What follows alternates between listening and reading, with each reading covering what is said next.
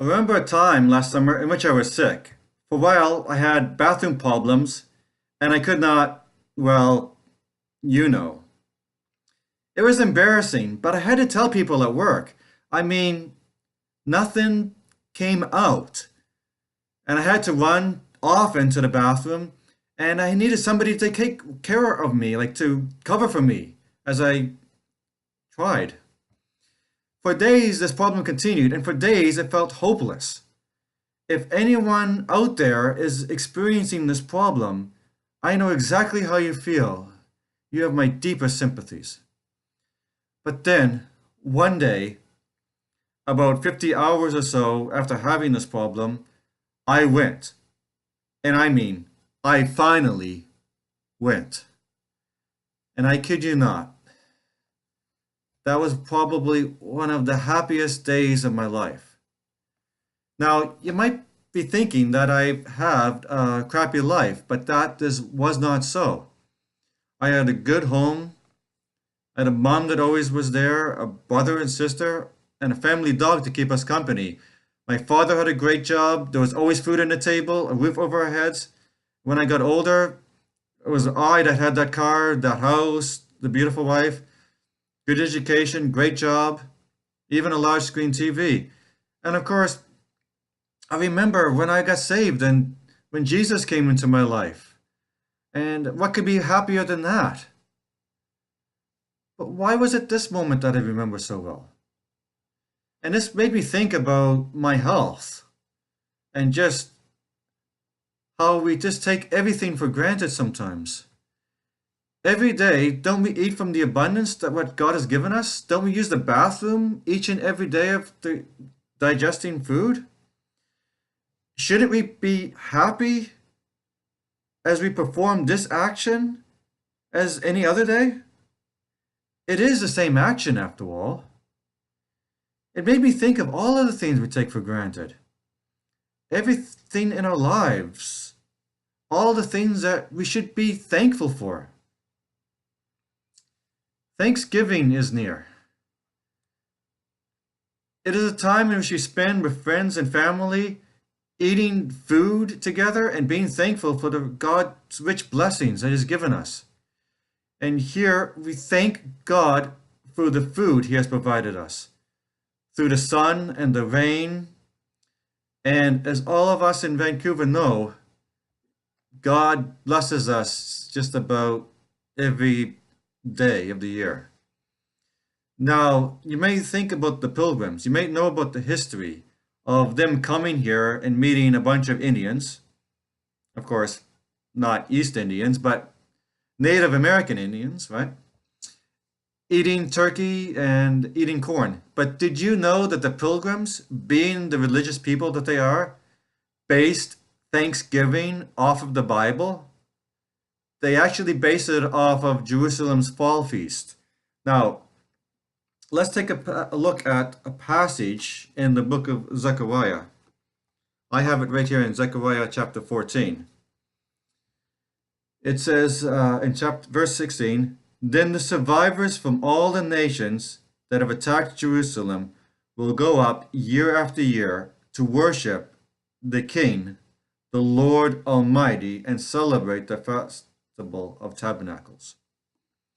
Now, historically, the Feast of Tabernacles, the Jews would not only eat delicious food and give thanks to God the Creator for the food that they provided, they would also build these tiny little huts. And the huts would be decorated and they would eat meals like every day of the festival. And some people would even sleep in them.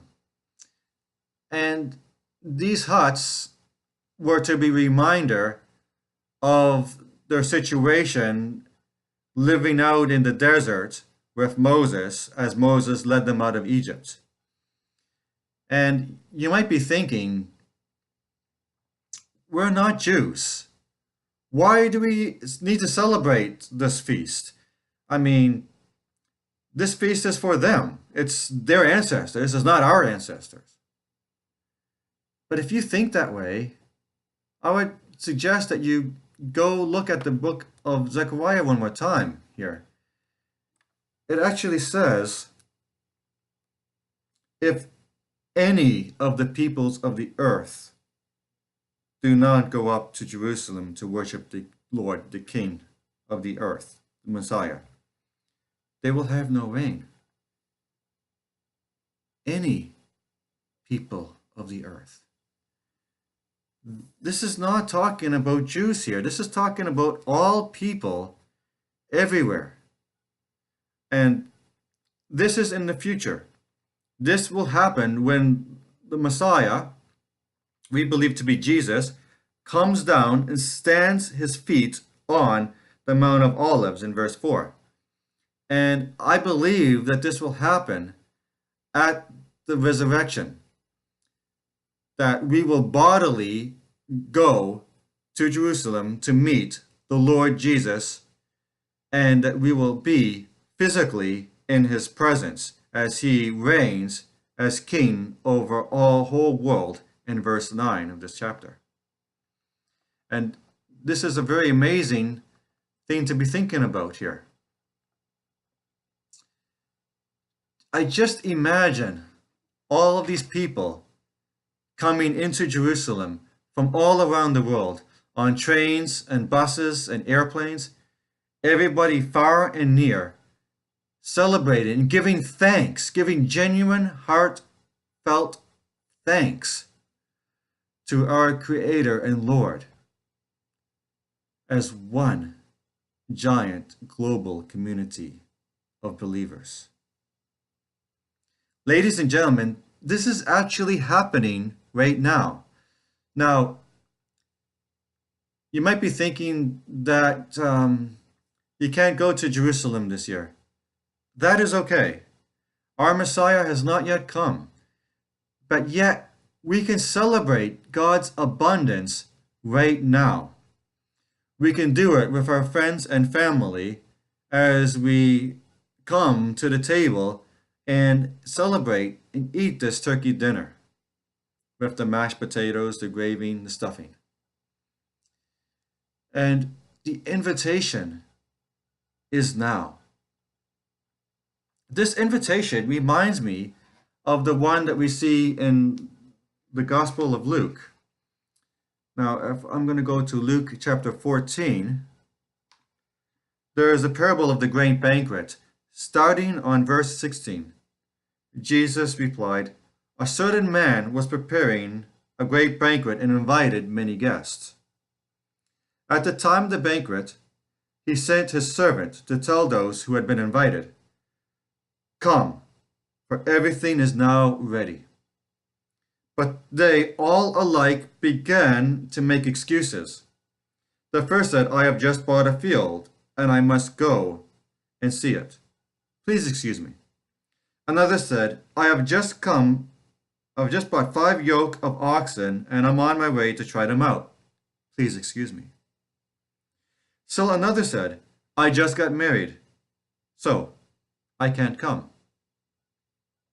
The servant came back and reported this to his master, but the owner of the house got very angry and ordered his servant, 'Go out quickly into the streets, into the alleys of the town, and bring in the poor, the crippled, the blind, and the lame.' 'Sir,' the servant said, 'what you ordered has been done, but there is still room.'"